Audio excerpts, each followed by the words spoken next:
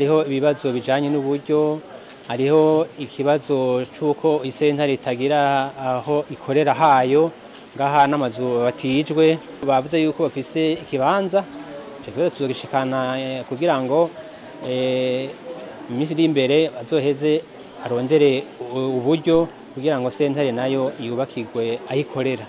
Hariho mu masentare y'intango bavuze yuko ubu bisigaye bibagora ingene bashika ku matongo y'abenegihugu, kubera yuko amategeko yahindutse.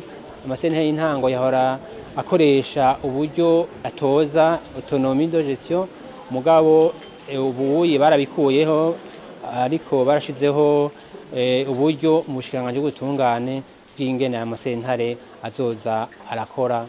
Ubwo buryo rero twababwiye yuko bovugana n'abijejwe kugira ngo bubashikire, maze akazi kabandanye karangurwa nk'uko vyamye. Ibindi bibazo rero ni ibibazo bisanzwe tuzi vy'abakozi, ivyo vyose dusanzwe tubizi, twananabishikirije, bizotorerwa umuti.